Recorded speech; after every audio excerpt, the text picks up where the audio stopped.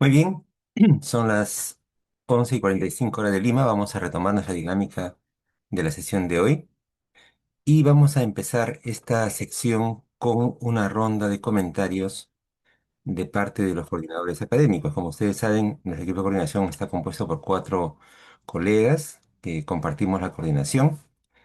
Eh, no siempre podemos estar los cuatro, hoy estamos tres de nosotros, así que le voy a pedir a Ramón Esperón y luego al doctor Mauricio Soto que nos hagan un comentario de los alcances que tengan a bien hacer sobre la primera parte de la sesión o temas generales de cómo vamos avanzando en el programa.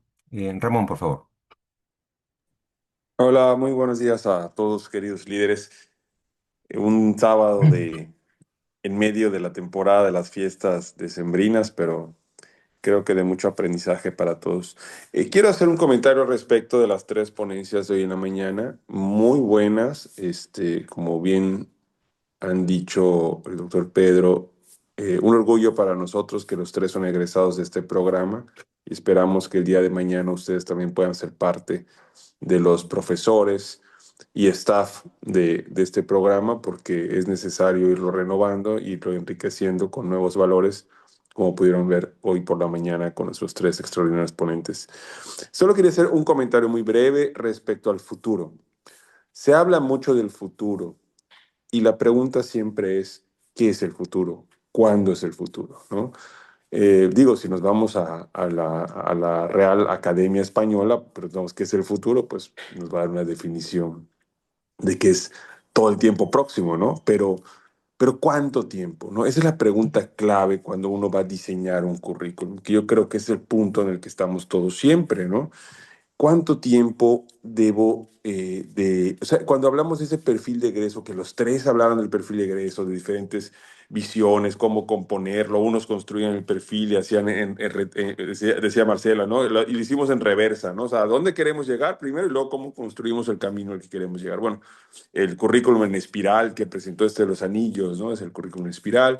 Y bueno, todas las diferentes modalidades y opciones, como dijo Jorge, la contextualización y todo esto, todo está perfecto. Y siempre nos hablan del futuro. Y el futuro, y el futuro, y el futuro. El mismo Ronald Harden, como también se mencionó, escribió sobre la educación médica del futuro. Pero ¿cuándo es el futuro? ¿No? Esa es la gran pregunta. ¿Cuándo es el futuro? Cuando voy a hacer ese perfil de egreso, debo plasmarlo en el futuro o plantearlo en el futuro. ¿Cuánto tiempo es suficiente para hacer un futuro? ¿No? Tal vez sea tema del conversatorio de hoy, ustedes deben de tener muchas experiencias al respecto. Sin embargo, agradezco al doctor Mendoza que me haya dado la oportunidad y les voy a dejar aquí un dato. Más una reforma curricular se puede tomar entre 2 y 3 años, más o menos, ¿no? Digo, es así en promedio. Hay lugares donde pueden hacerlo un poquito menos de 2 años, bajo una dirección muy estricta, muy cuadrado todo, poca discusión. Y puede hacerse más de 3 años cuando hay mucho conflicto, está empantanado todo ahí en las academias, no se resuelve, no llegan a consensos. Pero en promedio, digamos que son 2 a 3 años. Si, por ejemplo, quisiéramos en 2026 iniciar una reforma curricular, la tendríamos lista para 2028 o 2029. Si el plan de estudios para el que yo voy a formar dura 6 o 7 años, entonces hay que sumarlo. Entonces, de 2029 más 7 años, 2036. Nuestros egresados estarían, la primera generación, la primera corte, egresando 36, ¿ok? Cuando pues apenas, pues probablemente van a hacer su servicio social o van a empezar en sus primeros pininos de experiencia. Por tanto, una visualización de futuro, curricularmente hablando, debe estar situada entre el 2040 y el 2050. Son opciones. Y ahora muchos de ustedes preguntarán, bueno, ¿y cómo me sitúo entre 2040 y 2050 cuando las cosas están cambiando cada vez más rápido? ¿No? Ese es el reto, compañeros, compañeras. Ya hasta aquí llego yo y creo que es parte de lo que ustedes van a tener que ir descubriendo solos. Estoy a sus órdenes también si alguien quisiera conversar un poco más de esto, pero ese es el reto, ¿no? ¿Cómo podemos hacerla de futurólogos? ¿No? Y esto que les acabo de decir es algo que usualmente... eh, no es una competencia que nos enseñe nadie, ¿no? Ni siquiera en los doctorados de educación. No nos enseñan a ver el futuro, ni nadie nos da la bolita mágica para ver el futuro. Es algo que es esa visión que se necesita a partir de la experiencia, de la suma de personas en el equipo, ¿no? Y de tener esta idea de prepararse para poder ver el futuro. Prepararse para ver el futuro requiere alimentarse y nutrirse de mucha lectura, literatura de lo que está pasando, de lo que va a pasar en el futuro, obviamente, para poder imaginarlo. Y muchas personas se congelan y tienen miedo de ver hacia el futuro. O dicen, no, ya mi tiempo ya se acabó, yo me jubilo en 2 años, yo pues en esa época yo ya ni sé si voy a vivir, ¿no? Mucha gente le teme al futuro. Para ser un líder que dirija a los demás, tienen que tener esa capacidad de ver el futuro. Si no la tienen hoy, empiecen a desarrollar porque va a ser necesaria para toda la toma de decisiones que tienen que hacer para no solamente la reforma curricular, sino para todos los aspectos del desarrollo de sus facultades, escuelas de medicina y por supuesto para formar con calidad a los egresados del 2036 en adelante. Ese es mi comentario, doctor Pedro. Muchísimas gracias, Ramón. ¿Mauricio? Sí, muy buenos días, buenas tardes desde Chile a todos y cada uno de ustedes. Bueno, me voy a tomar de las palabras del doctor Esperón. Creo que estamos muy alineados todos. Primero, si ustedes vieron ejemplos clarísimos de reforma curricular. La pregunta que hay que hacer, ¿es necesario hacer una reforma o una actualización del currículum? Que son dos cosas completamente diferentes. Una reforma o un rediseño es hacer un perfil de egreso diferente con un plan de estudio diferente que tiene que converger en ese perfil de egreso, que es nuestro norte. Pero en algunos casos, a lo mejor algunos de ustedes solo necesitan hacer una actualización del plan de estudio y no un rediseño. Hacer asignatura integrada, cambiar ciertos contenidos, ir actualizando. ¿Por qué? Porque tomándome las palabras del doctor Esperón, los cambios, si nosotros aplicamos hoy día un nuevo rediseño curricular, nuestros egresados en 7 años de la carrera, en el caso de Chile, van a estar recién egresando en el 2032. Pero les pregunto, ¿y qué pasa con los que están egresando el 2026, el 2027? ¿Qué pasa con esos estudiantes? Si ya sabemos que ellos tienen, de acuerdo a que les mostraron, que tienen que tener una mirada para actualizar o hacer una reforma o diseño curricular, ver los cambios epidemiológicos de su país, ver la globalización que existe hoy día en los cambios epidemiológicos, ver la metodología de enseñanza y sobre todo algo que es muy importante cuando vemos metodología de enseñanza es el tipo de estudiantes que tenemos. Les hablaron hoy día la diferencia de quienes nos formaron y cómo estamos formando nosotros y a quién estamos formando. Esta generación Z, nosotros tenemos apenas 20 minutos de atención. Esta generación tiene 10 minutos de atención.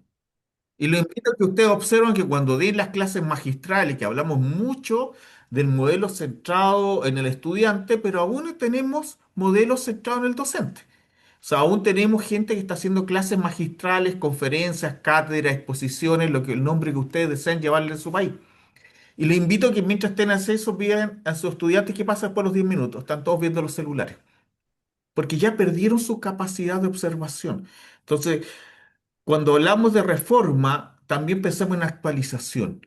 Tal vez no es necesario hacer un gran cambio, sí pequeños cambios de metodología, de contenido, de integración. Porque cuando hacemos reforma nos vamos a encontrar, y que tampoco, como bien lo dice el doctor Ramón Esperón, no nos enseñan en todo nuestro perfeccionamiento de educación médica, hago una reforma, pero tengo otro plan de estudio corriendo. O sea, estoy haciendo una reforma de alumnos que van a ingresar en el 2026, pero tengo otro currículum que lo tengo que está de los que ingresaron del 2025, 2024. O sea, tengo dos mallas curriculares. Y ahí entro en una lógica de analizar, ¿qué hago? ¿Los traspaso todos a la malla nueva? ¿Es posible o no es posible traspasar? ¿Qué pasa si se me atrasan alumnos de las mallas anteriores del 2026? Se me atrasan por congelación, suspensión de estudios, retiros temporales, enfermedades, el nombre que le demos en nuestros países. Cuando él se reincorpore, ¿su plan de estudio va a estar vigente o va a ingresar el plan de estudio nuevo? ¿Y cómo hacemos la convalidación, homologación? Cuando ocurre eso, yo les invito a que ustedes tienen que pensar que lo que se hace habitualmente, que vamos a tener dos mallas curriculares corriendo, es hacer un plan de convalidación, homologación, para permitir que los alumnos que se atrasen puedan reintegrarse cómodamente a la playa nueva. Y ahí entra muy de lleno lo que hablamos la semana pasada, que es la educación continua. Ujú. Si los alumnos que están egresando, y ustedes saben que ya está cambiando el mundo, bueno, hagámosle la educación continua. No estoy pensando en programas de formación de especialistas, no estoy pensando en magíster ni doctorado, sino que en cursos de educación continua. Cursos de educación continua que les permitan, por ejemplo, ver, como decía el doctor del Perú, qué pasa con la tos ferrina, cómo prevenimos la tos ferrina y cómo le hacemos el tratamiento. O en el caso de Chile, como lo decía la doctora Ana María, cursos de capacitaciones cortos, ¿qué pasa con el sarampión? Prevención, tratamiento, detección, derivación, ¿cierto? De las situaciones emergentes. Y ahí va lo que nosotros hablábamos la semana pasada, la articulación muy clara entre lo que es el pregrado y la educación continua. No programa de formación de postilo, sino que educación continua. Entonces, a eso se les invita. Es cierto que ahora ustedes vieron una cosa lineal, muy bonita, pero yo lo estoy invitando a que veamos la realidad, la cosa paralela. Y la cosa paralela, que si hago una reforma, voy a tener dos mallas curriculares. ¿Qué hago en ese caso? ¿Y cómo sé que las mallas que son anteriores, mis alumnos egresan de manera, o los que ya egresaron, educación continua? Y a lo mejor en la malla antigua tengo que hacer actualizaciones, que son cambios menores del currículo. Y eso es lo que ustedes como líder tienen que aprender a analizar, de ver y poder implementar. Con esas problemáticas se han encontrado, y se los digo porque son las problemáticas que el doctor Ramón Esperrón, el doctor Pedro Mendoza, la doctora Marcela y quien les habla nos hemos encontrado cuando hemos hecho rediseño, reforma, actualizaciones, etcétera, etcétera, etcétera. Y le invitamos a ese tipo de ejercicio que es lo que ustedes van a encontrar en la manera práctica. Eso era doctor Mendoza. Muchísimas gracias, Mauricio. Ha pedido la palabra Ana Lucía. Te escuchamos, Ana Lucía. Sí, ¿cómo está? Muy buenos días todavía con todos. Bueno, bueno, soy de la Universidad Católica Santiago de Guayaquil. Nosotros tenemos este un mismo inconveniente, ¿no? Nosotros sí hemos pasado por esto de las dos mallas, ¿no? Porque cada cierto tiempo tenemos que hacer una actualización. Sí hemos tenido ese como que un poquito inconveniente, que algunas veces quedan todos estos rezagados, ¿no? Y es un poco difícil como que integrarlos y sí queda como que esa brecha entre una de las mallas y la otra. En cuanto a lo que hablaban de que el médico del futuro, ¿no? O sea, que nosotros tenemos que preparar. Yo considero que ya es el futuro. Definitivamente tenemos un futuro en corto plazo y uno en largo plazo. Y como una de las docentes que nosotros nos decían, no podemos relegar a aquellos que están en la otra malla, sino más bien, como decía nuestro docente hace un ratito, tenemos que coger a estos estudiantes que están por salir y realmente ver si tenemos que hacer unos pequeños ajustes a lo que ya van a salir y que definitivamente es una visión totalmente diferente de hace 5 años. O sea, nosotros podemos estar implementando una malla, pero ya tenemos que saber que para 5 o 10 años ya de pronto nosotros teníamos que haber hecho estos ajustes para ese nuevo profesional. Entonces, definitivamente hay que hacer como que estos dos pasos, ¿no? O sea, un ajuste y una reingeniería total para los que van a ser en 15 o 20 años, pero tenemos que hacer estos ajustes para que ellos puedan ser, digamos, adaptados a este futuro inmediato, porque definitivamente con esto de la inteligencia artificial, de todas las tecnologías, pues ha dado un vuelco muy grande en el cual incluso a nosotros que ya tenemos algunos años de graduado, pues puede dar un poquito como que de estar un poco de abrumados, ¿no? Pero tenemos que subirnos al tren y porque somos los que estamos formando. Entonces tenemos que también nosotros desde el punto de vista internos, también irnos adaptando a esta nueva visión para poder nosotros también hacer estos pequeños cambios microcurriculares para que los que van a salir pues estén más adaptados y también ver esta visión, aunque como dicen no tenemos la bolita mágica, para ver qué va a suceder, porque todo lo que nosotros hagamos ahora va a tener un impacto para aquellos Ujú. estudiantes en 30 años después, ¿no? 20 años después. Esa es Muchas gracias, Ana Lucía. ¿Tiene la palabra Tamara? Hola, ¿cómo están? Bueno, yo soy de la Universidad de San Martín, una universidad privada en Lima, Perú.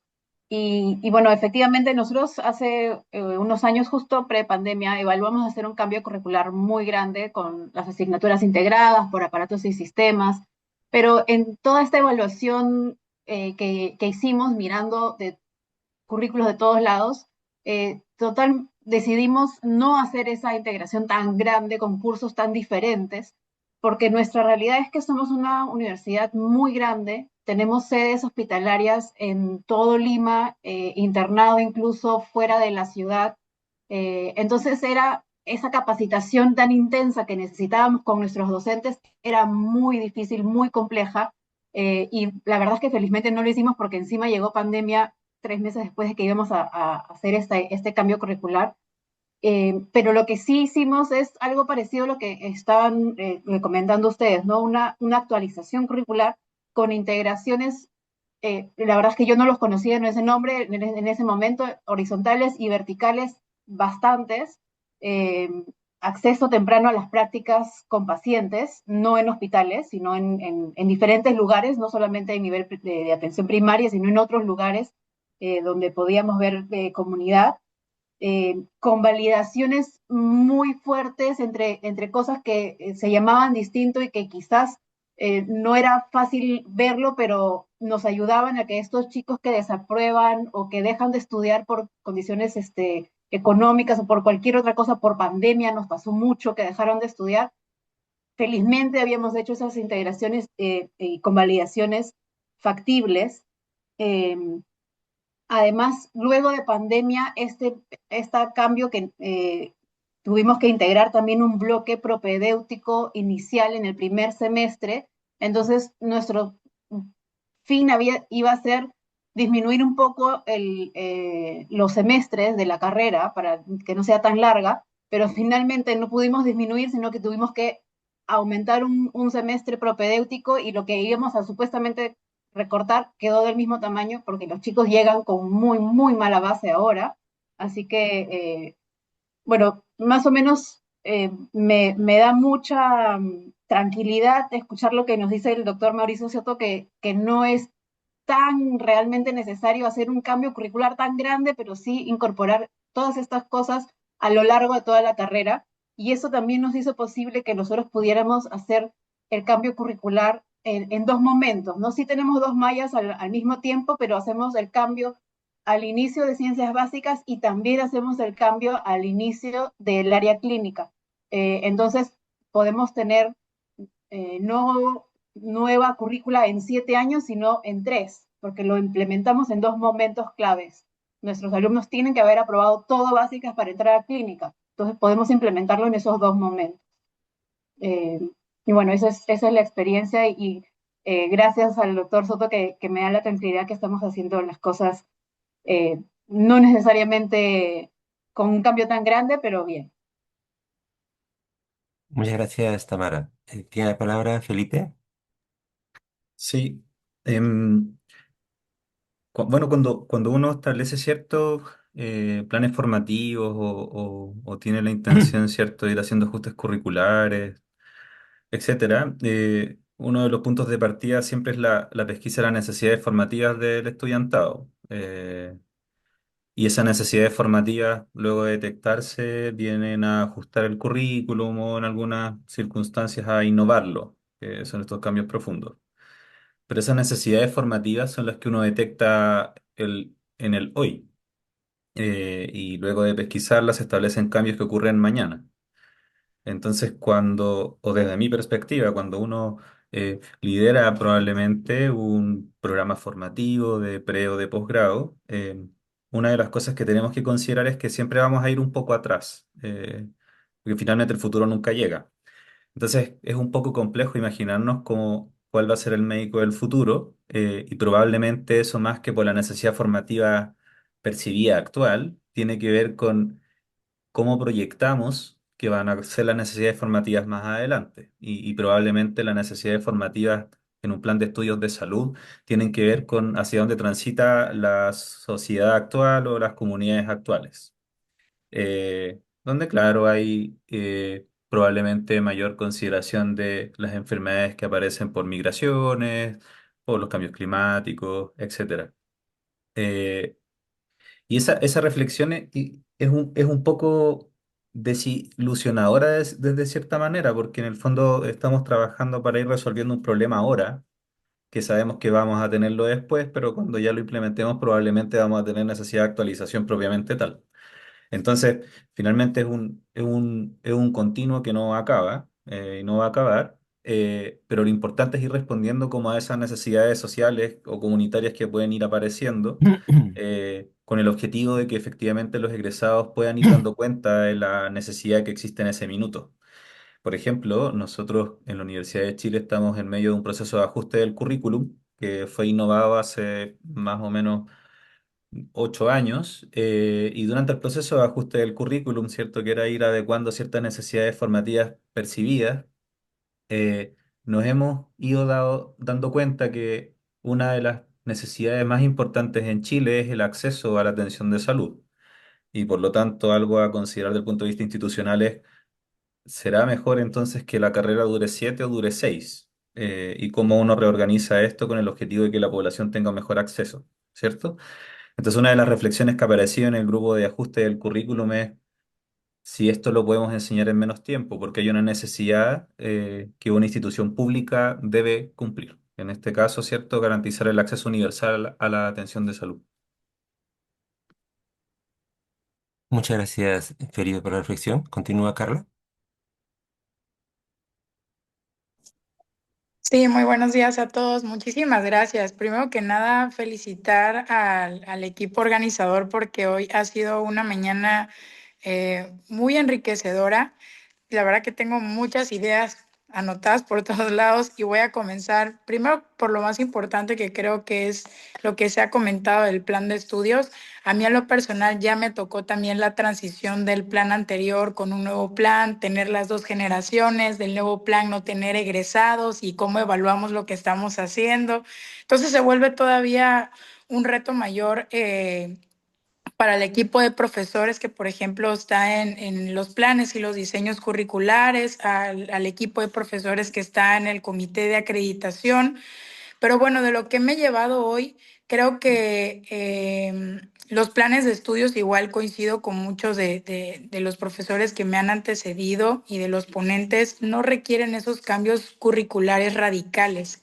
Realmente lo que quizás debemos buscar en estos planes de estudios es ir adaptando los cambios al contexto real o a lo que estamos viviendo. Algo que sucede en salud es que es un proceso muy dinámico y ya lo vivimos con la pandemia cuando nosotros estábamos justamente arrancando con el proceso de acreditación y que estábamos con el rezago de la pandemia, algo que se nos decía es que los planes de estudio o los planes de la asignatura más bien no contemplaban algunos temas de COVID, porque pues a lo mejor en ese entonces cuando se diseñaron esos programas de asignatura, pues no era un problema real de salud que tuviéramos. Entonces tuvimos que readaptar nuestros programas para integrar esos contenidos, ¿sí?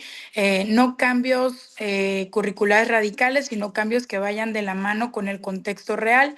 Y bueno, algo que también me gustó mucho de lo que se ha comentado el día de hoy y que nosotros ya también estamos empezando a llevarlo a cabo es la integración de los estudiantes a la comunidad. Es decir, dejar de creer que el conocimiento se centra únicamente en un entorno hospitalario. Y por ejemplo, aquí su servidora que trabaja en el área de sociomedicina y humanística, la parte de la salud pública, a mí el trabajo comunitario me encanta y yo siempre le digo a los estudiantes que piensan que es mucho más importante ir a un hospital que a una comunidad, es que es lo que estamos realmente formando. Estamos formando únicamente médicos curativos porque de esos igual y ya tenemos muchos y ya sabemos que los recursos van a ser limitados.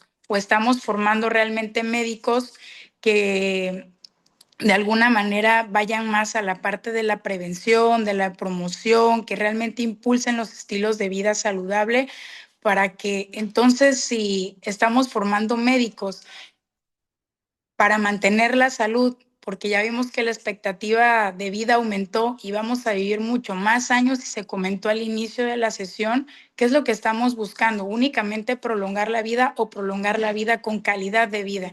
Entonces, bueno, y con esto cierro la tecnología que también creo que es necesaria y que también debe de estar ya de manera transversal en nuestros planes de estudios.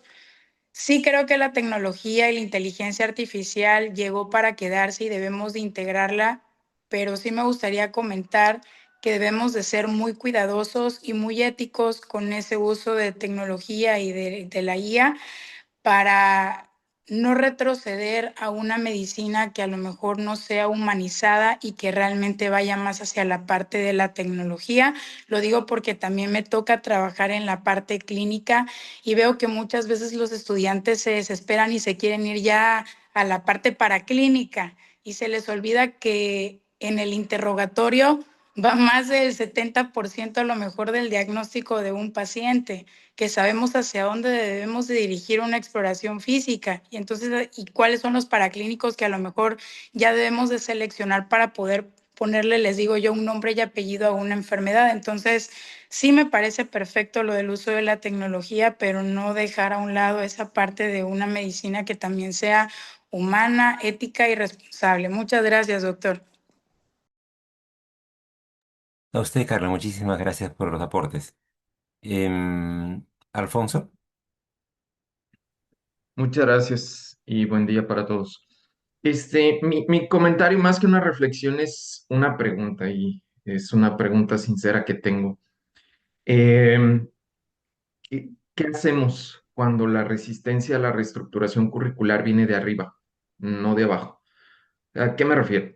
He estado yo eh, trabajando como director, como director en una escuela privada de medicina, trabajé como director o trabajo como director ahorita en una escuela de medicina pública y la verdad es que es difícil y es diferente. Em, el día de hoy nuestros ponentes nos platicaban desde un punto de vista de universidades privadas. Y no voy a hablar más de una ni la otra, sino que desde mi punto de vista o desde mi perspectiva en la universidad pública me he encontrado con condiciones que me han llevado a que la reestructuración sea más una actualización que realmente una reestructura. Pongo el ejemplo. Actualmente estuvimos trabajando en la reestructura de el plan de estudios en la universidad en la que me desempeño ahorita, que es la Universidad de Guadalajara. Y el plan de inicio era una reestructura completa, modular, muy parecido a lo que nos platicaba la doctora hoy en la mañana. Sin embargo, comenzaron los temas de, bueno, es que las políticas no nos permiten esto. Bueno, es que el sindicato no nos va a dejar hacer eso. Bueno, es que tenemos una ley, que esta ley nos va a impedir hacer esta otra cosa.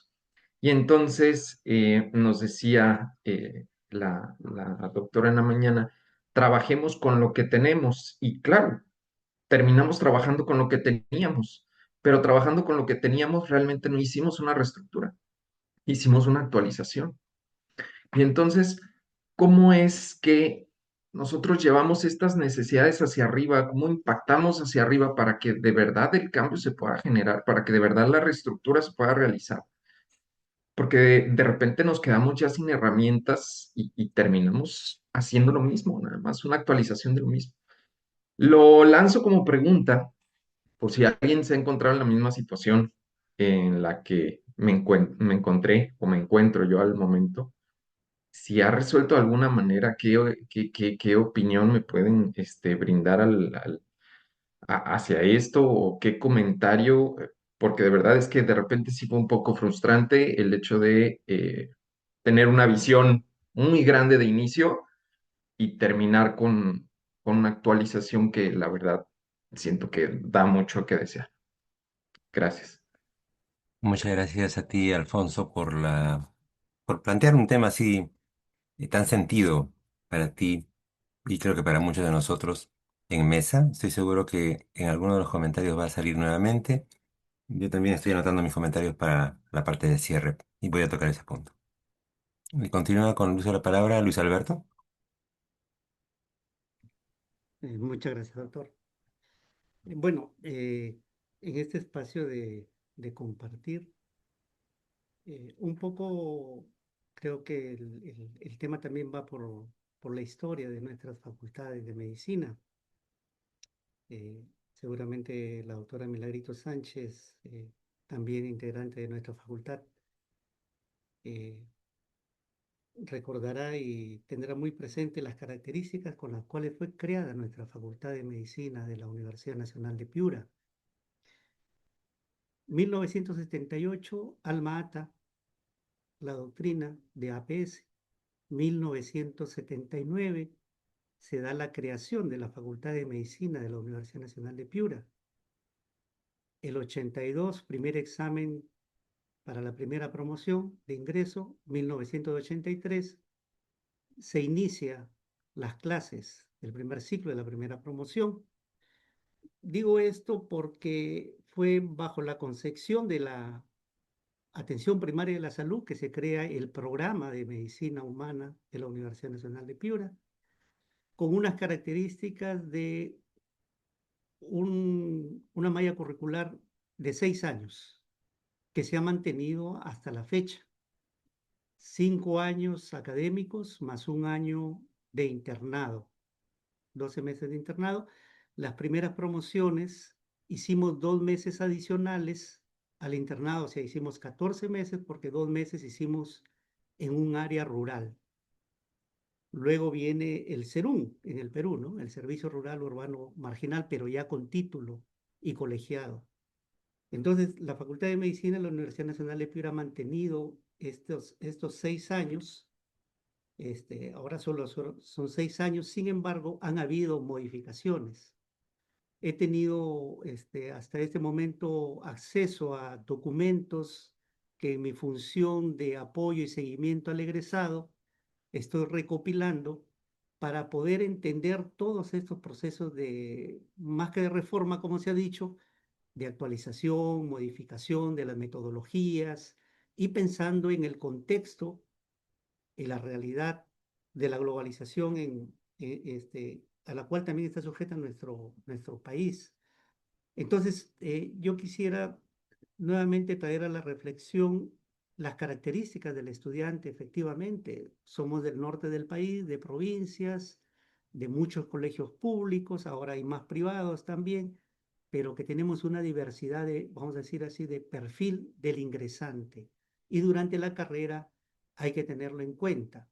La opinión de aquel que egresa inmediatamente, ¿no? El perfil del egresado versus, discúlpenme la palabra, del ya profesional, el perfil del profesional. Entonces, existe, consideramos una brecha, no sé si pequeña, moderada o grande, pero existe una brecha.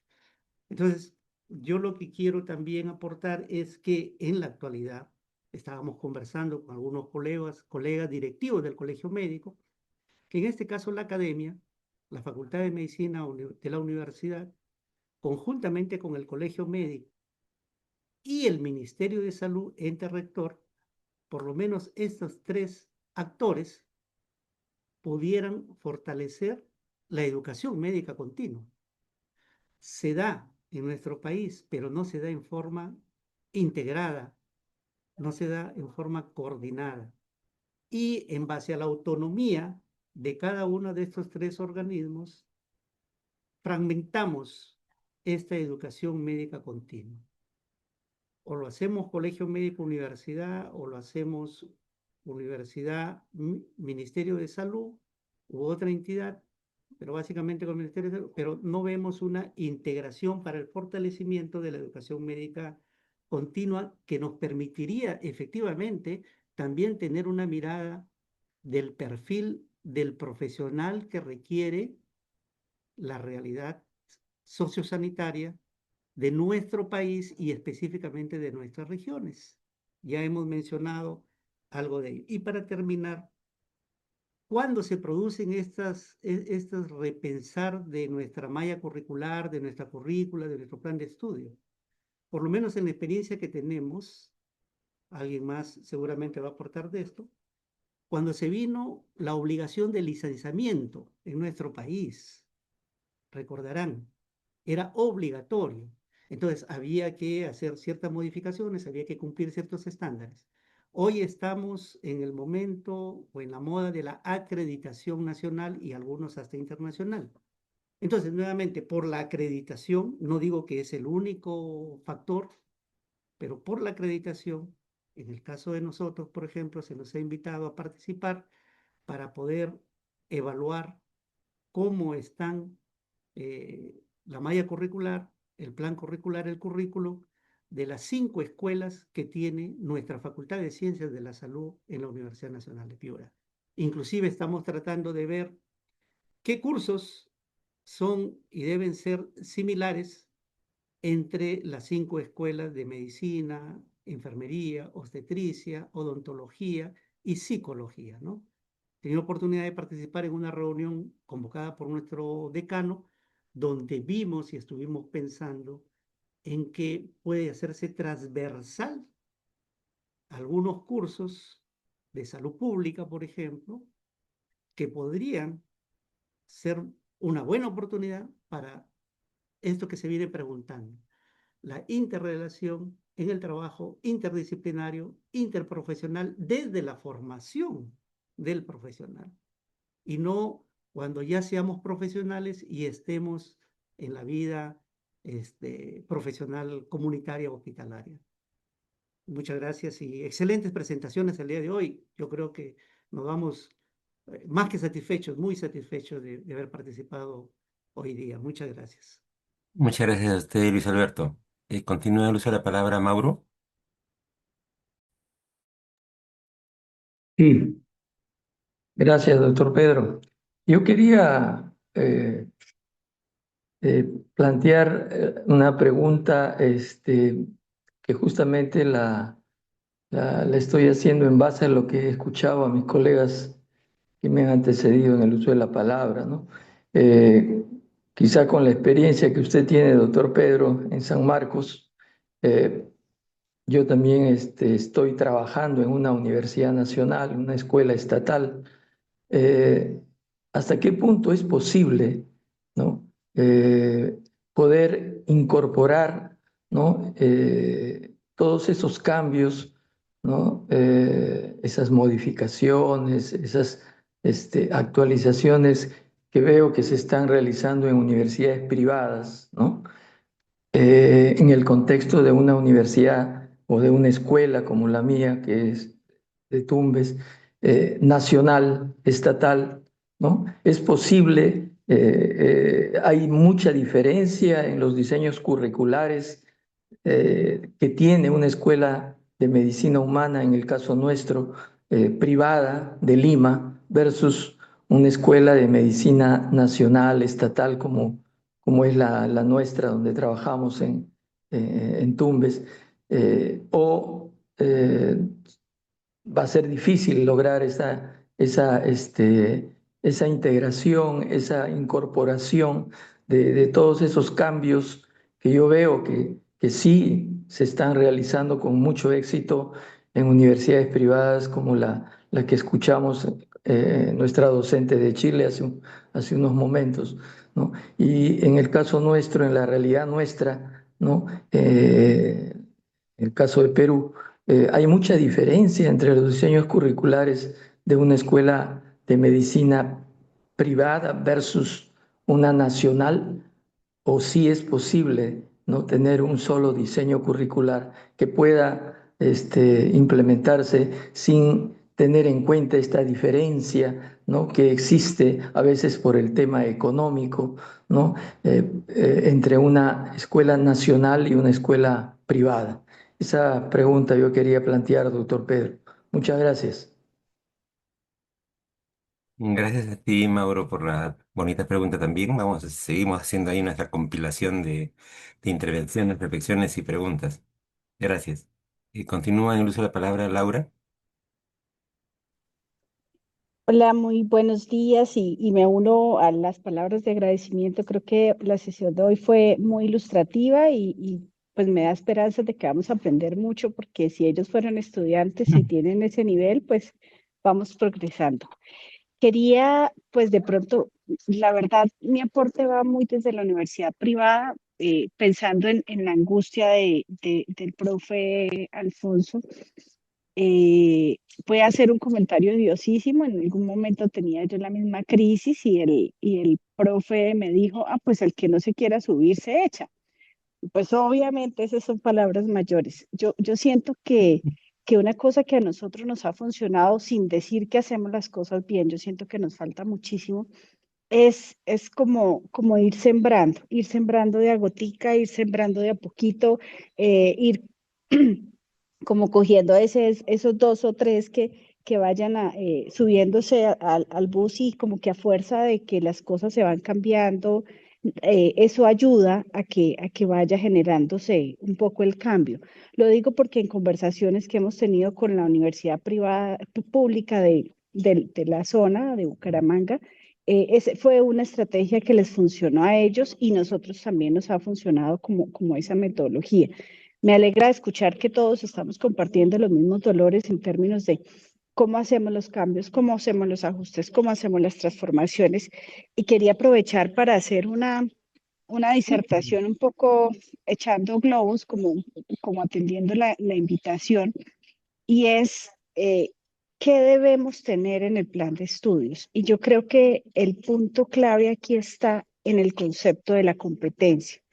Como la competencia está orientada precisamente al ser, al saber hacer, siento que el énfasis que nosotros deberíamos tener es precisamente en algunos ejes que son fundamentales.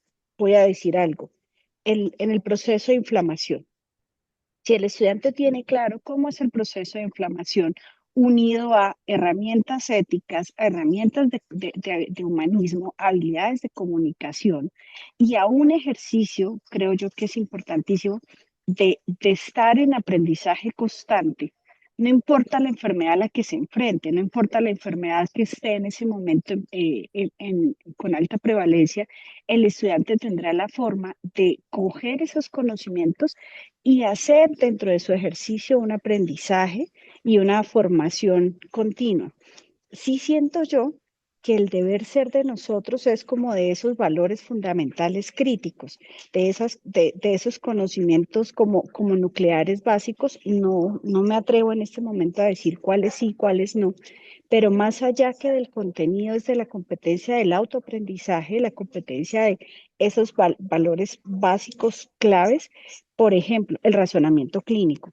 O sea, que el estudiante pueda tener esas herramientas porque le van a dar pie para que cuando se enfrente a una enfermedad, sea la que sea que en ese momento esté ocurriendo, él pueda ir con esas herramientas a buscar, que él sea un excelente usuario de la literatura. Yo insisto mucho en eso, de que él sepa leer, analizar, buscar la bibliografía, poder interpretar qué es lo mejor, porque eso es lo que nos va a garantizar a nosotros que el estudiante realmente se mantenga actualizado.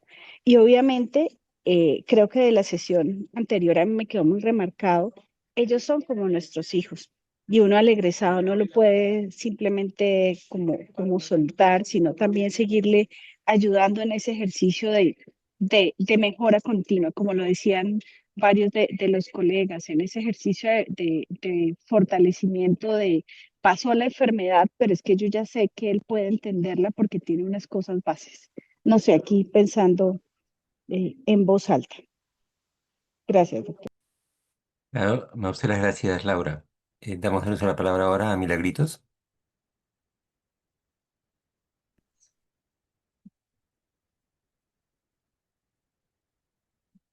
Está con su micrófono apagado, Milagritos. ¿Se escucha? Ahora sí. Ok. Bueno, coincido con el resto de colegas. Hemos tenido una mañana súper interesante y que a mí personalmente me ha quitado muchas dudas que pensaba que yo eran un poco mi imaginación y mi creatividad que quería hacer una transformación, de muchas lecturas que había hecho, ¿no? Pero me han quedado claro principalmente tres cosas. Uno, que debemos tener claro que formamos personas y que cada persona tiene habilidades distintas que debemos potenciar y desarrollar para formar competencias.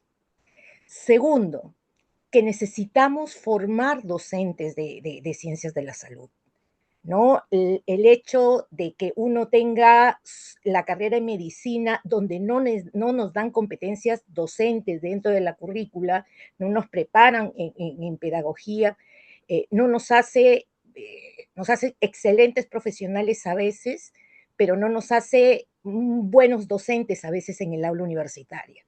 Y esto yo lo vivo, yo soy directora del Departamento Clínico Quirúrgico de mi facultad, pertenezco a la primera promoción de la Facultad de Medicina Humana y es una currícula, como ya explicaron antes, de 6 años, que se ha mantenido en 6 años hasta ahora.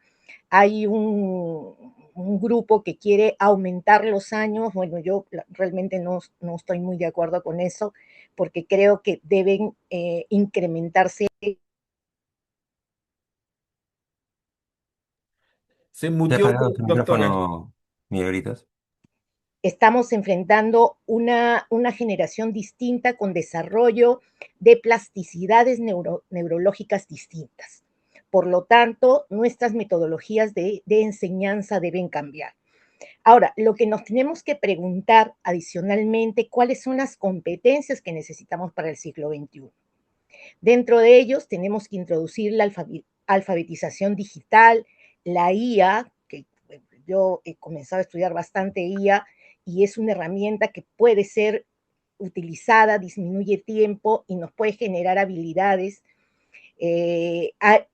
Lo otro que no nos enseñan, y estoy de acuerdo con la mayoría de los expositores, es que no nos enseñan en la universidad a hacer un trabajo interprofesional y eso depende de las habilidades de cada uno de los profesionales o estudiantes que ya llegan al internado para desarrollar este trabajo interprofesional que es importantísimo, porque el trabajo de un hospital y el trabajo de la comunidad se da en equipo y es interrelacionado. Y yo creo que eso es lo que está fallando entre la unión del nivel primario y el nivel hospitalario, ¿no? Coincido con la mayoría, debemos desarrollar, y eso hemos perdido en los últimos años, seres más humanos, más sensibles, empáticos con el paciente.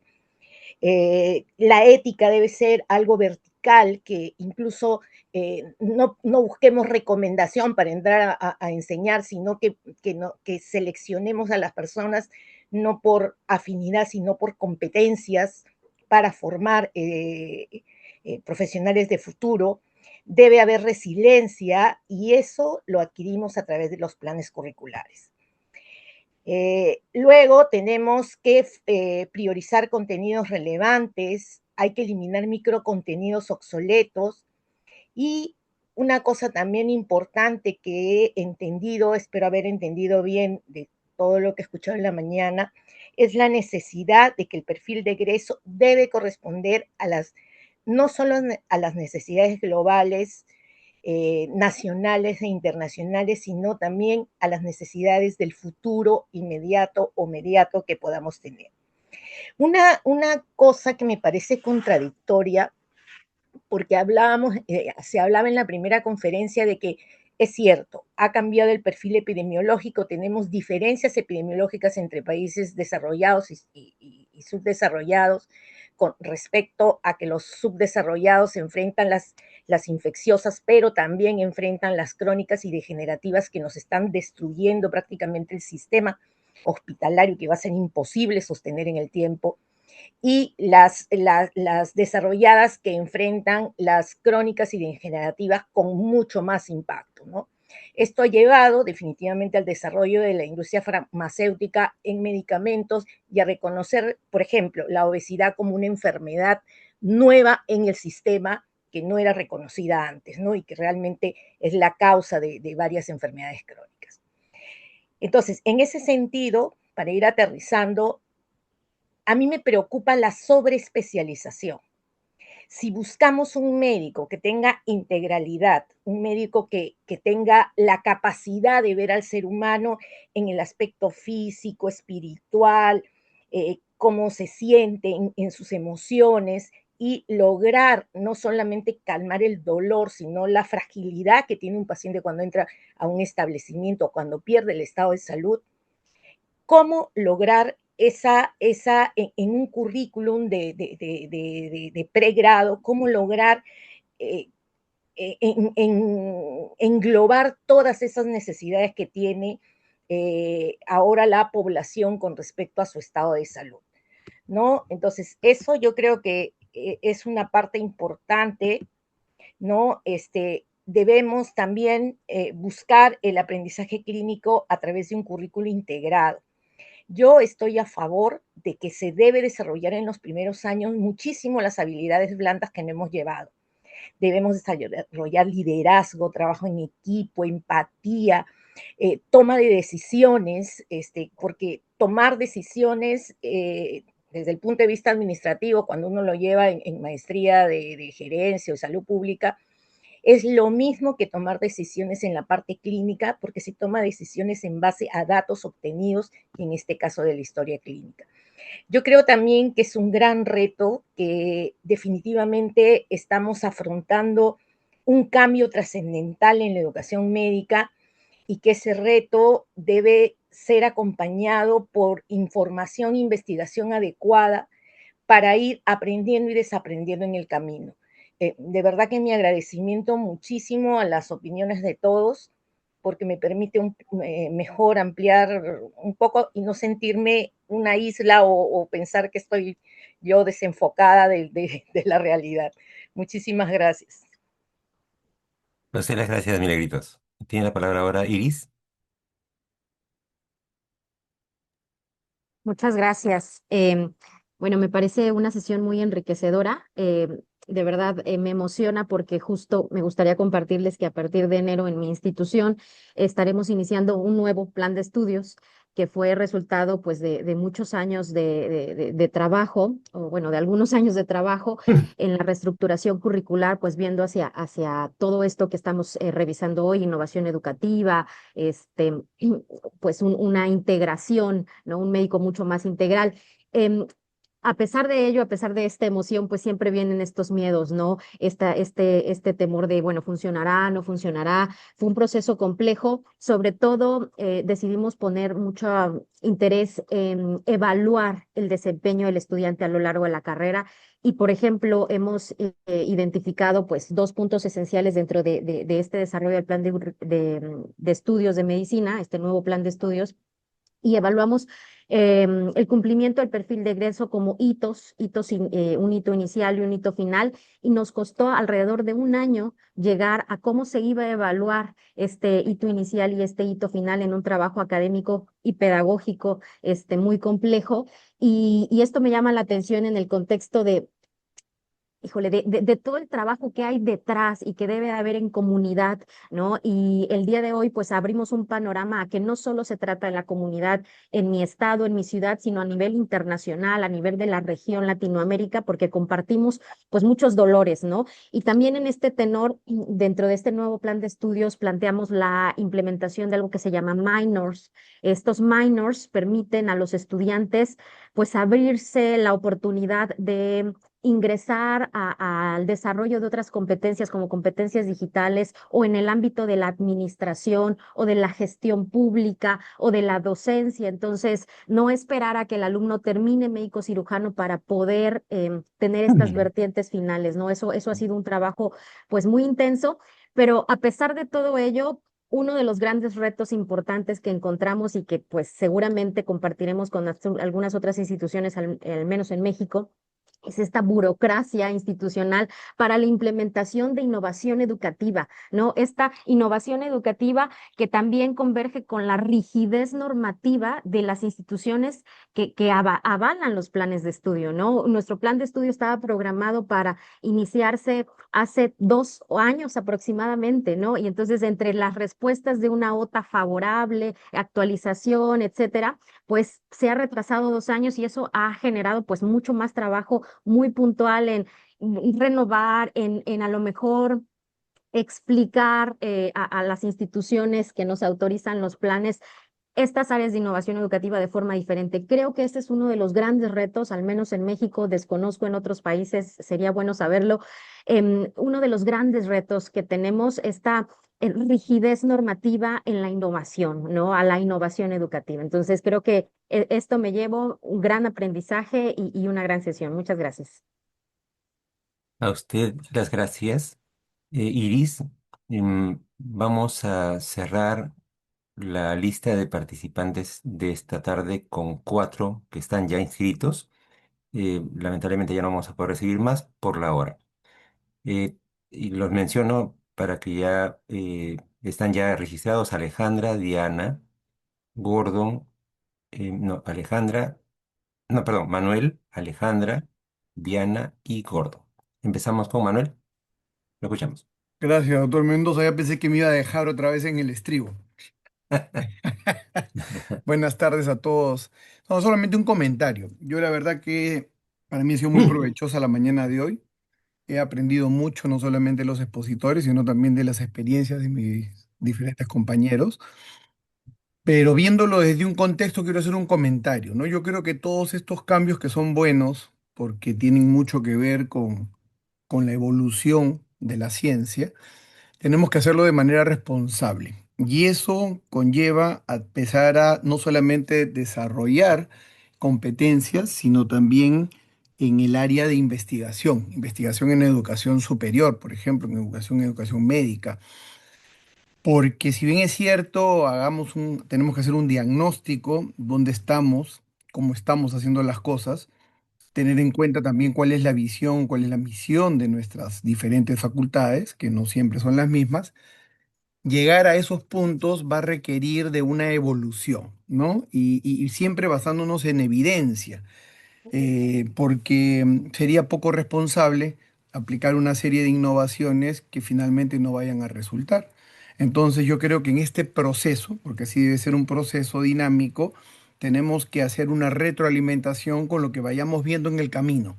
Y de esa manera, como alguno de ustedes lo mencionó, poder hacer las modificaciones respectivas en el camino y no esperar al final para poder echar marcha atrás o reforzar lo que ya se está haciendo con, por ejemplo, lugares donde existen otras currículas de manera paralela, para poderlas implementar de una manera, digamos, en el mismo tiempo, ¿no? Entonces, yo creo que es importante todos estos cambios.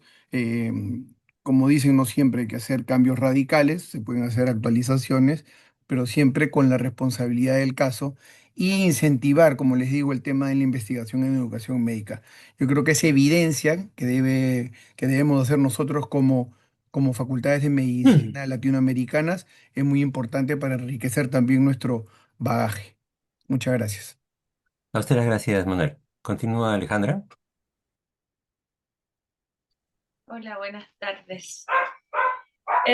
Sí, concuerdo, fue una mañana súper interesante, pero también mi reflexión va a comenzar desde una sensación que fue increciendo a medida que avanzaban las presentaciones y que es una sensación de agobio, ¿no? Una sensación de agobio porque existe la necesidad de efectivamente realizar cambios, innovaciones, pero para que estos sean lo que nuestros estudiantes necesitan y lo que finalmente necesita nuestra población, son cambios súper profundos, muy profundos para que tengan un impacto real, para que sean coherentes, son muy lentos también.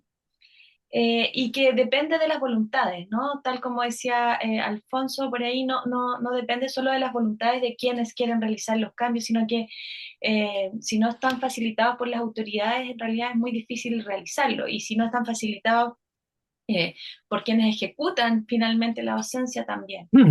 Entonces, esta sensación de agobio, busqué cómo ir limpiándola un poco, porque no me gusta quedarme así, entonces me quedo con elementos de las tres presentaciones, ¿no? Entonces, de la primera, creo que la observación del mundo para poder contextualizar la necesidad del cambio es súper importante, ¿no?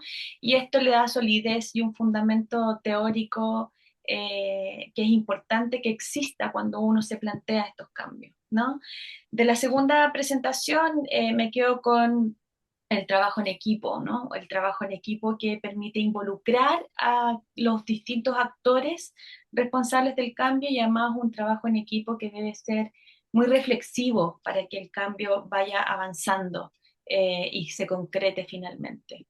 Y de la tercera presentación me quedo con el paso a paso, ¿ya? Yo creo que eso también disminuye por lo menos mi agobio personal eh, y nos permite además paso a paso ir implementando y paso a paso ir evaluando también para ver el cómo seguimos. Entonces, nada, quería compartir con ustedes eso.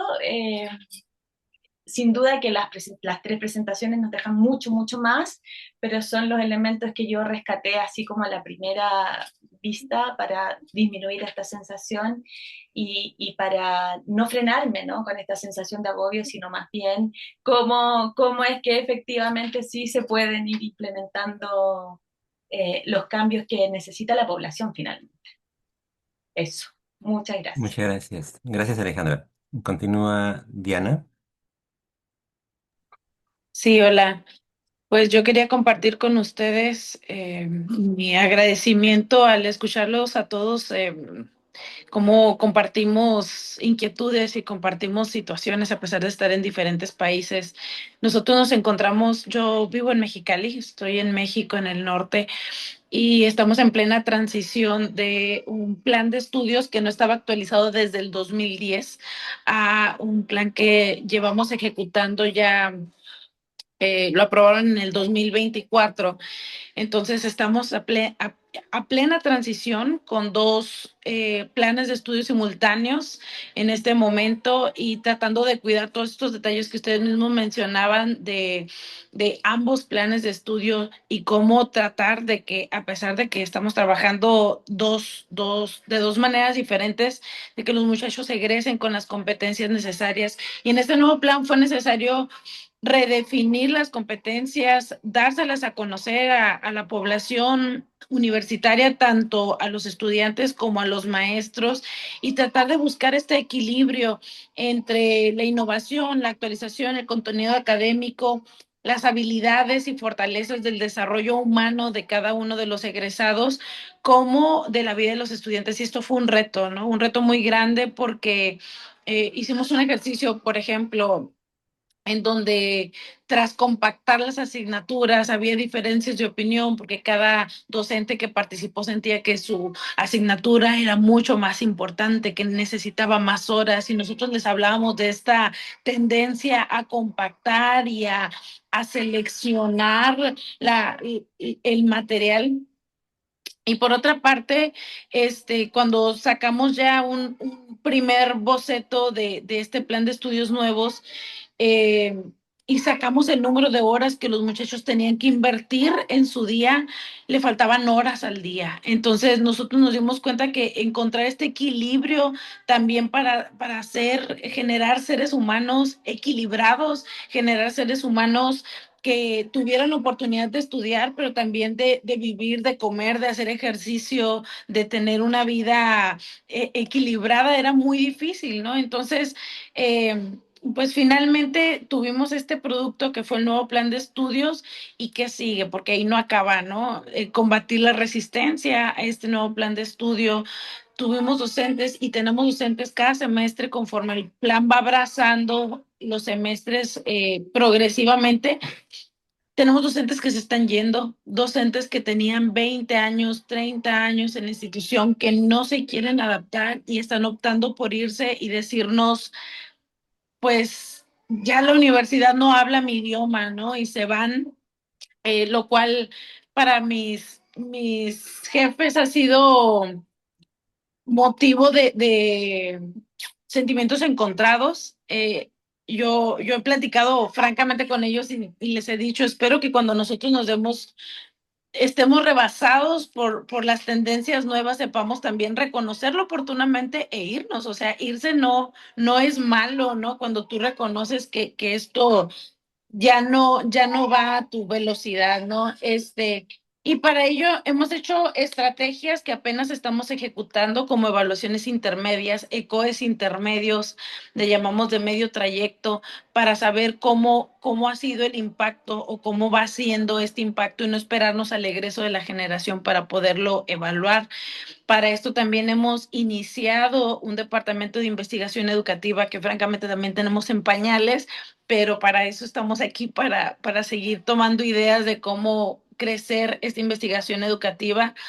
Y hace rato platicaban de las inquietudes sobre combatir la burocracia, la rigidez, cuando las esferas superiores o los altos mandos son los que no comprenden la necesidad de los cambios tan drásticos y yo en ese sentido pienso que es necesario presionar constantemente, seguir presionando hacia arriba. Finalmente los mandos altos no van a cambiar de ideas mientras nosotros no les demostremos una y otra vez la necesidad de este cambio. Y por supuesto que es un trabajo frustrante, extenuante y largo, pero pues nuestro trabajo acá del otro lado pues es seguir presionando y seguir contribuyendo. Una de las dificultades que se presentan en mi unidad, en la universidad donde yo trabajo, que fomentan esta resistencia a los cambios, es que la universidad históricamente ha dado buenos resultados. Entonces ellos dicen, ¿por qué vamos a cambiar, no? Si esto que estamos haciendo está saliendo bien, o ¿por qué vamos a buscar otro método si de esta fórmula mágica que hemos llevado históricamente de presión, de violencia, de sobrecarga, ha funcionado, genera buenos médicos? Y aquí es donde nosotros salimos con los nuevos conceptos y les decimos, bueno, porque un buen médico también tiene que ser un médico equilibrado en su vida, ¿no? Porque un buen docente también tiene que ser una buena persona que trate con respeto a los demás, porque ya en el concepto de buen médico y buen docente entra la buena persona que tiene que estar ejecutando esa función. Y es ahí donde ya no nuestros docentes ya no son tan buenos docentes, ¿no? Si son presionadores, si son groseros, si son buenos clínicos, pero no son personas que traten con calidad y calidez a las personas, entonces ya no caben en el concepto de buenos médicos, etcétera, ¿no? Entonces, pues, nomás quería compartir, ¿no? Que para nosotros también ha sido muy difícil todos estos cambios, pero que no hay que cansarnos de presionar y de trabajar en la parte que nos corresponde. Gracias. A usted, Diana. Y finalmente la intervención de Gordon. Le vamos a pedir disculpas a Roberto, ya no se va a poder.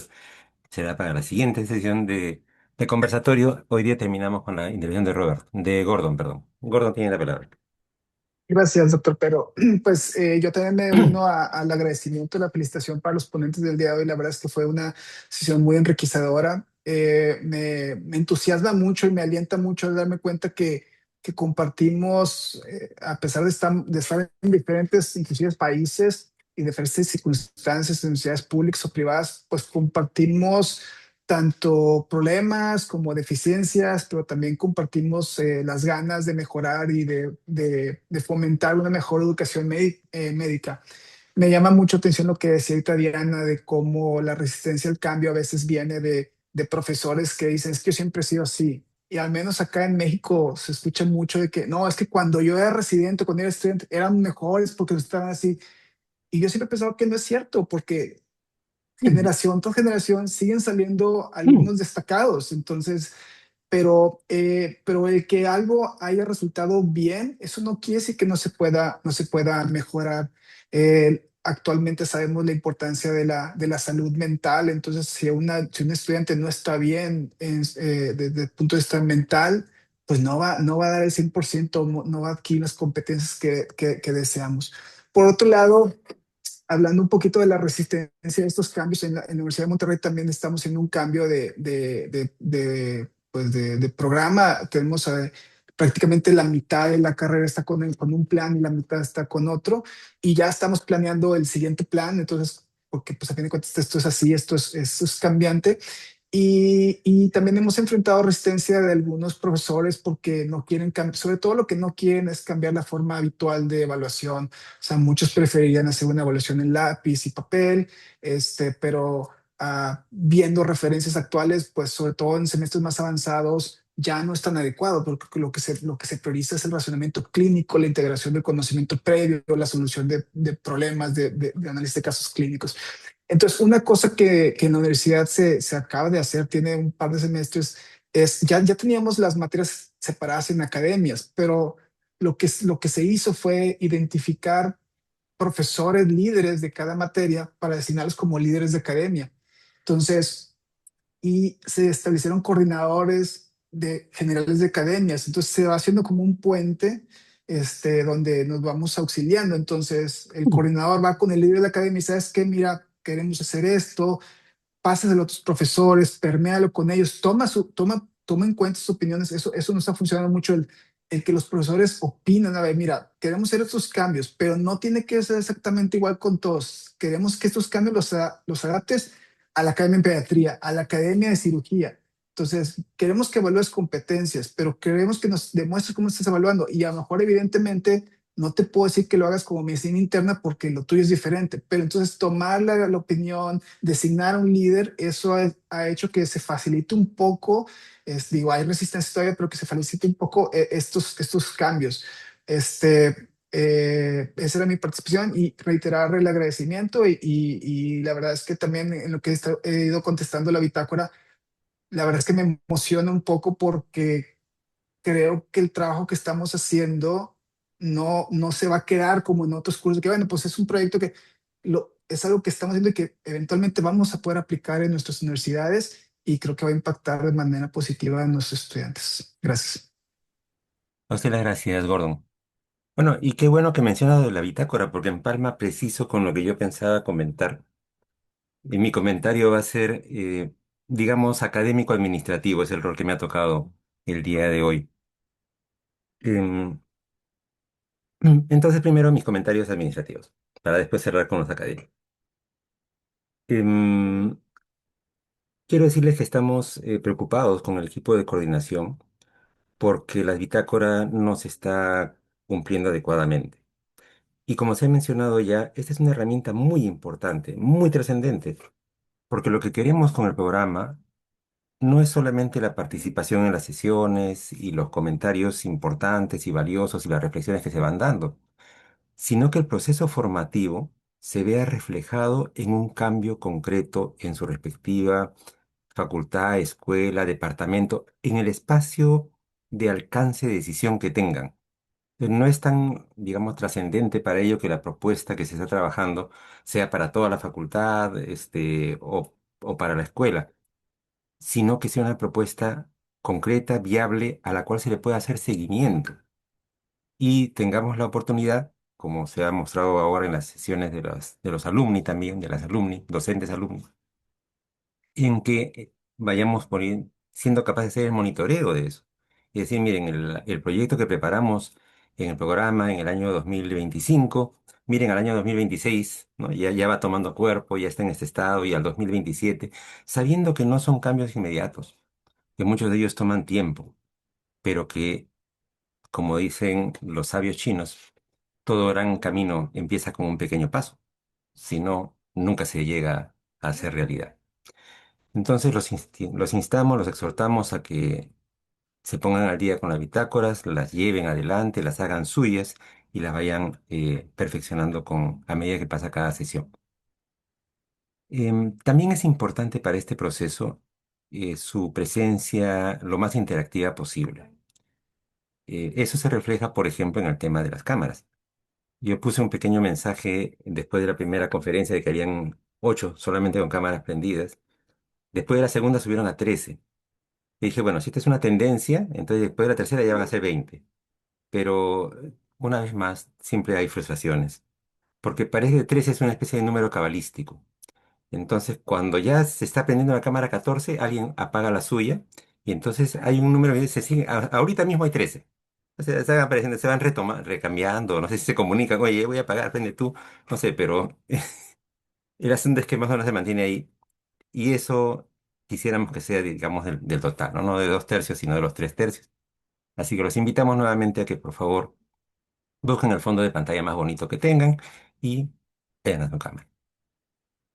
Yendo ya a los temas de la sesión de hoy, Y yo tengo 5 mensajes que me gustaría subrayar. Uno primero es la importancia de la preparación.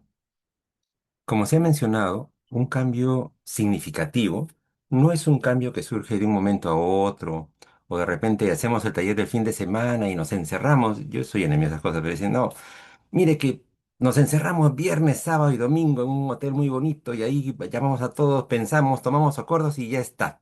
Salió el nuevo currículum. La cosa no es así, lamentablemente. ¿Se pueden hacer talleres bonitos de ese tipo? Por supuesto que sí, en determinados momentos para ver el nivel de avance del proceso. Pero como se ha mencionado también en la experiencia de los ponentes de hoy día y en los intercambios de ustedes mismos durante la sesión, una preparación adecuada toma varios años. Entonces requiere paciencia, requiere ir acumulando fuerzas y ir formando a los cuadros. En ese sentido, otra de las lecciones que también se han visto en varias de las intervenciones y comentarios es la trascendencia de tener algún tipo de programa de desarrollo de profesionalización del docente. Como mencionaron en uno de los comentarios, ya de repente, ya pues en algún momento dicen hasta con normas y con exigencias, seguramente ya cada contexto irá marcando sus posibilidades, pero lo que creo que todos deberíamos comprometernos es a impulsar este tipo de unidad, departamento, área, como se le pueda llamar, de desarrollo y profesionalización de la labor docente del profesor de una facultad de medicina o de una carrera de medicina. De hecho, ustedes ya son parte de un proceso similar en el nivel siguiente, porque una cosa es el proceso formativo para los que son los docentes, los que los estamos formando para que sean didácticos, sean humanos, no sean pasivo-agresivos y todo lo que se ha dicho durante el intercambio tan bonito del día de hoy. Y eso se necesita y es masivo, pero también hay un nivel más alto, que es el de ser los gestores de las facultades, que eso cuantitativamente será un grupo más pequeño, pero que se necesita también un nivel como este en el cual estamos embarcados, en la idea de formar un corpus de gestores de educación médica a nivel de la federación, a nivel panamericano, y que vaya teniendo sus espacios de encuentro formativos como estos, y después ya ustedes terminan este programa, se incorporan al de alumni también, se estructura un espacio mayor de intercambio, se hacen unas redes, el networking, es decir, vamos construyendo nosotros a través de este proceso un espacio también de profesionalización de la gestión de la educación médica. Entonces, esos procesos formativos son esenciales, porque si no tenemos docentes formados que vean la educación médica, que cuestionen la manera en la cual nos formaron o se formaron ellos o nos formaron a nosotros, para no abstraernos del tema, si no se cuestiona cómo fue formado uno, y no tiene una alternativa, porque no basta con cuestionarse, porque también, como dijo alguno de ustedes, uno puede cuestionarse y entrar en una especie de conflicto. Dice, y bueno, y entonces, si lo que dice todavía estuvo mal, ¿ahora qué hago? No, uno tiene que tener alternativa a eso. Entonces, es cuestionarse y tener las herramientas teóricas y de experiencia colectiva y las redes de apoyo para decir, mira, está bien, lo que hicimos se podía perfeccionar, ahora tenemos otra comprensión, tenemos herramientas, tenemos mecanismos, tenemos una red y podemos plantear cosas diferentes. Y ese fortalecimiento es parte de este proceso de preparación de esos cambios que queremos llevar a cabo en nuestras facultades y escuelas de medicina. Esa es la primera reflexión. La segunda reflexión es que está motivada por algunos de los comentarios que se resumieron al final cuando se decían, bueno, pero ¿por qué tenemos que cambiar? Si lo que estamos haciendo está muy bien.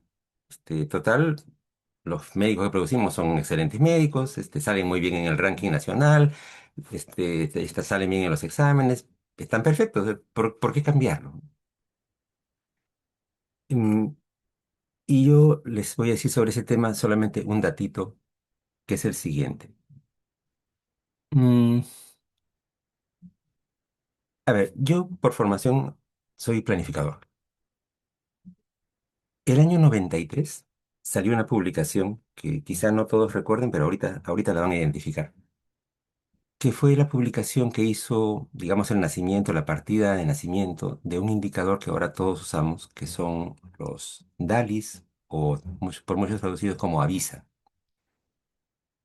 Hasta ese momento, los que hacíamos planificación sanitaria, trabajábamos en base a tasas de mortalidad, ¿no? Las prioridades eran las que causaban las grandes causas de muerte. Lo que no causaba mortalidad no nos preocupaba. Y nos sentíamos muy bien, ¿eh? Esas eran las prioridades, esa era la realidad, lo que nuestro indicador nos permitía ver. Luego aparecieron los avisos y todo cambió, ¿no? Ahora, antes la salud mental estaba, pues nadie se preocupaba, pues en total, bueno, un poquito se suicidan, pero son unos cuantitos. La mayoría no se mueren, así que no hay problema con la... Ahora más bien, ese es el principal problema. Es decir, cambiar de indicador cambia la realidad. Y cuando decimos entonces, ¿para qué cambiar si lo que estamos produciendo está bien? Entonces yo aplicaría exactamente el comentario que hizo uno de ustedes. Claro, pues, están bien si tú no miras su salud familiar. Están bien si tú no miras cómo tratan a sus alumnos. O sea, si tú no tomas en cuenta esos elementos, si están fuera de tu indicador, entonces efectivamente tus médicos son excelentes.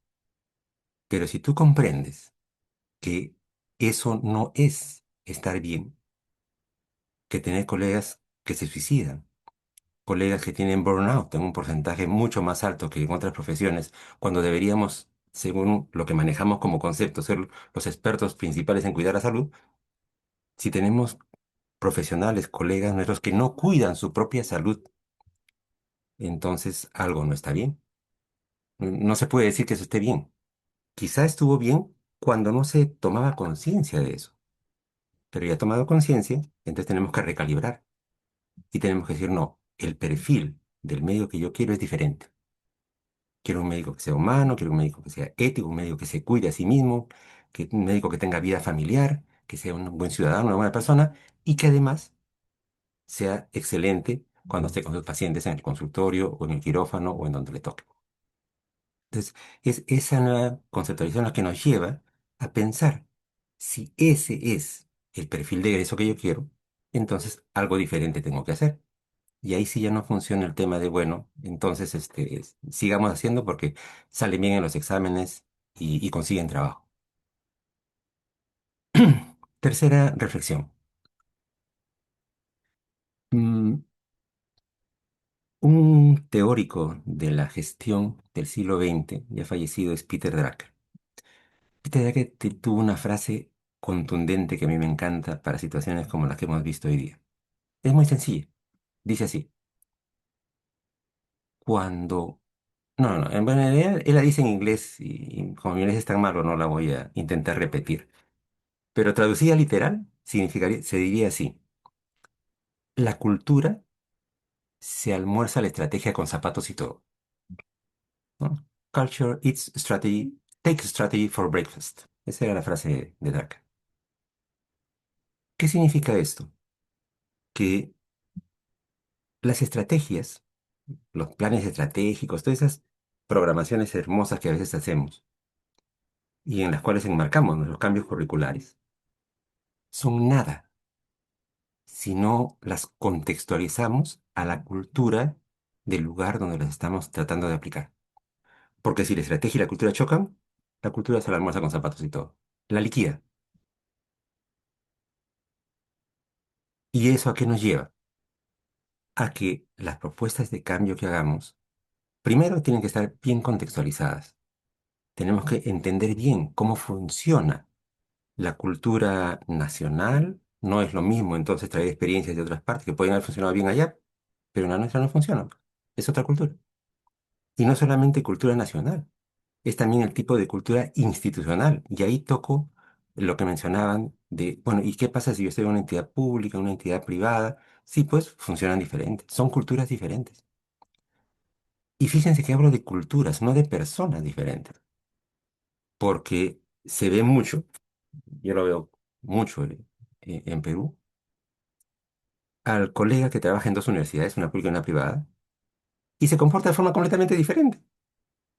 O sea, es la misma persona, pero cuando está acá trabaja de una manera, dicta sus clases de una manera, trata a sus alumnos de una manera y en la otra de otra manera. Y algunos dicen, ah, no, es que a ella le pagan más. No, no, no, no. Creo que eso es ver las cosas con demasiada simplicidad. El tema no es de pago. Puede haber una diferencia seguramente y eso tendrá que ver, pero es más que eso. Es que la persona se comporta según el espacio cultural en el que se está desempeñando. Y entonces tenemos que entender la cultura para poder plantear un cambio significativo. Todos nosotros, todos ustedes, quien les habla también, todos nosotros somos agentes de cambio. Y para poder plantear un cambio significativo, tenemos que entender, tener una propuesta de cambio, por supuesto, que es la que estamos desarrollando o ya la tenemos, pero tenemos que conocer bien la cultura en la cual vamos a intentar canalizar eso, para encontrar las estrategias más adecuadas. Si yo veo que arriba no hay soporte para mi propuesta, tengo que generar recursos de poder. No queda otra. Como decía alguno, ustedes, bueno, de repente me voy y digo, bueno, aquí no me quieren, me voy, pues me voy con mi música a otra parte y me iré. Pero si decido quedarme, me estoy quedando, no seguramente para conformar, y dice, bueno, pues si no quieren no hago nada. No, me estoy quedando para decir, ah, ya, entonces aquí, ¿qué es lo que tengo que hacer? Necesito aliados. Eh, Y, por ejemplo, generar evidencias es generar aliados. Estas áreas de educación médica profesionalizada es generar aliados. Porque una persona que se forma en estos temas, que genera investigación en estos temas, que genera evidencias, ya va generando un ambiente diferente, ya va cuestionando lo que hay.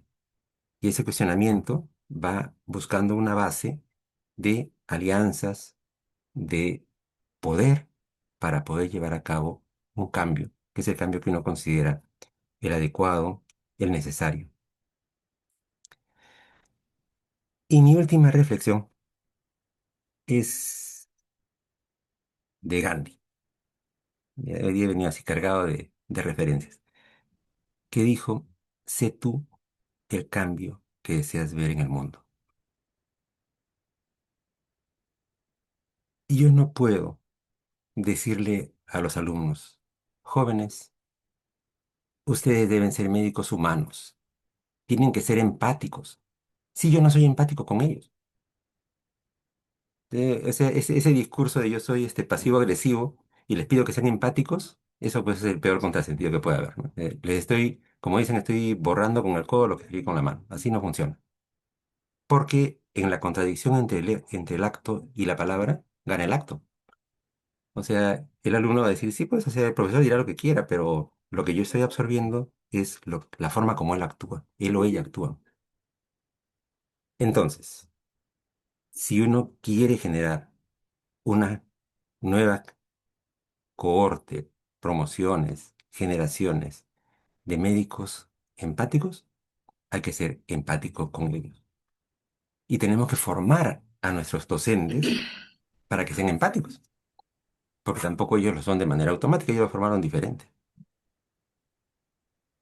Si queremos que haya una práctica interprofesional diferente, como nos narraba ahora en la experiencia, creo que fue Marcela, entonces tenemos que tener con ellos formación interprofesional. Es más, de repente acá mismo, ¿no? Podríamos tener en un siguiente programa de invitar docentes que no sean médicos, ¿no? Que ni siquiera que sean docentes de nuestras carreras de medicina, sino decir, bueno, vamos a hacer un programa de formación de alto nivel en ciencias de la salud, y en la cual podamos tener colegas de diferentes formaciones, de diferentes experiencias, y formarnos entre todos, porque si no hacemos algo así, seguimos abrazando siempre, como alguno de ustedes lo comentó, o sea, en el fondo, hasta con nuestra forma de hablar, con los términos que empleamos inconscientemente, estamos proyectando una imagen diferente a la que buscamos decir de manera consciente. Son temas que tenemos que trabajar todos. Y cuando digo todos, me refiero a todos. A todos ustedes, todo el equipo de coordinación, Ramón, Mauricio, Marcela, quien les habla. En el fondo, todos estamos embarcados en el mismo proceso. Algunos con menos canas, y a mí me gusta mucho verlos a ustedes, me siento así en una bandada de juventud que me rejuvenece. Algunos otros ya estamos con un poquito más de canas, algunos ya no tenemos ni canas. Este, pero estamos todos realmente en el mismo proceso, en el proceso de madurar, de crecer, de aprender los unos de nosotros y de continuar con esa terca esperanza de que podemos cambiar el mundo. Amigos, quiero desearles que reciban el año muy bonito, disfrútenlo así a toda máquina, y de esa manera vendrán con muchas ganas el próximo sábado 3, recuperados de su recepción del año nuevo para nuestra siguiente sesión. Hasta entonces, un gran abrazo con todos. Cuídense mucho. Muchas Chao, gracias. chao. Buen fin de semana. Muchas Muchas gracias. gracias. Buen fin de Feliz año semana. para todos. Feliz Gracias. año. Feliz Gracias. año. Gracias. Feliz año para Feliz todos. Feliz año. año para todos. Feliz